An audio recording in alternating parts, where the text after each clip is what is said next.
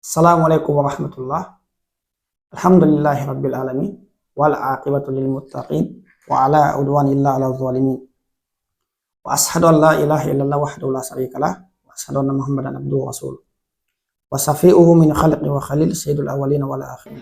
La ilma lana illa ma 'allamtana innaka antal alimul hakim.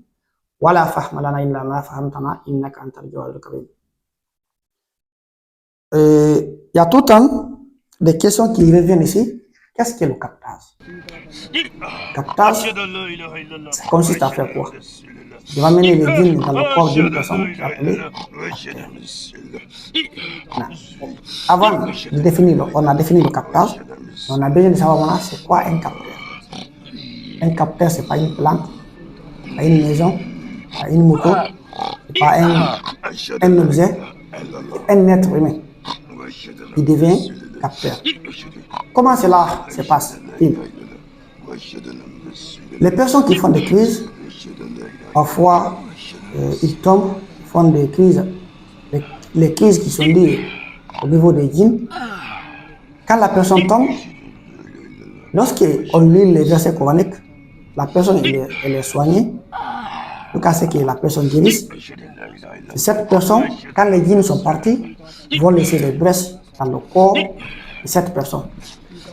Maintenant, c'est à travers ces brèches-là que ces personnes-là deviennent des capteurs. On va demander à Allah subhanahu wa ta'ala d'envoyer tous les djinns qui suivent cette personne, ou les djinns qui sont dans sa famille, ou bien une autre personne est malade. On va faire asseoir le capteur. Le capteur, on demande à Allah en disant quoi? Aïna ma takunu ya'tilukumullahu jami'a inna Allah ala kulli shay'in qadir. Et où qu'il soit, qu'Allah vous ramène tous. Chapitre 2, verset 148. Ce que je suis en train de vous expliquer, vous pouvez le faire vous-même. C'est une science.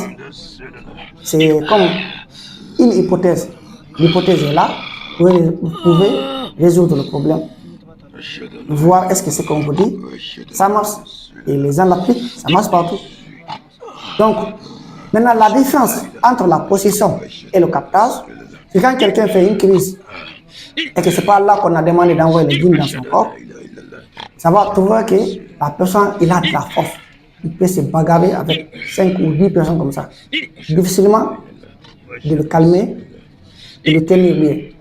Mais si la personne là, elle est guérie, on demande à Allah subhanahu wa ta'ala, en faisant asseoir la personne, en lisant ces versets, d'envoyer les djinns ou les djinns d'une autre personne. Quand les djinns viennent, la situation, ça va s'inverser. Quand les djinns viennent, parce qu'ils sont venus sous ordre d'Allah subhanahu wa ta'ala, on trouvera que les djinns, ils sont un peu vulnérables. Ils sont vulnérables, ils n'auront pas de force. Mais c'est avec les versets coraniques qu'il va maîtriser ici les djinns. Parfois, vous voyez, le capteur, il fait comme ça, ou bien il fait comme ça, il fait comme ça. Si le capteur, il a des pactes, et que le djinn a des pactes, vous allez voir, le capteur, souvent, il fait comme ça. Si c'est le sang, le capteur fait comme ça.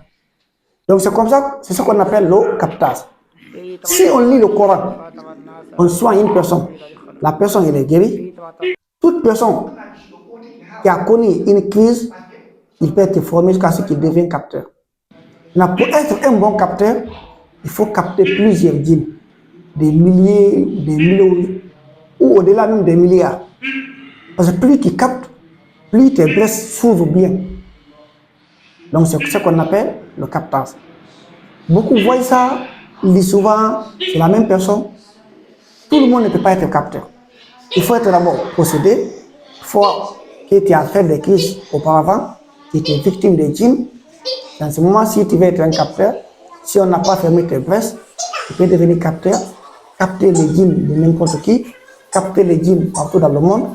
Quelqu'un peut rester ici en Europe, soit tu es en Afrique, ou bien tu es en Europe, la personne est en Afrique, on prend l'intention, on demande à Allah d'amener ces djinns-là, les djinns vont venir se convertir. Mais quelle est l'importance du captage? Le captage nous permet d'attraper les djinns, les convertir et les laisser. On a besoin de quel type d'information dans le captage? Quand les djinns viennent, on demande aux djinns, pourquoi tu suis cette personne?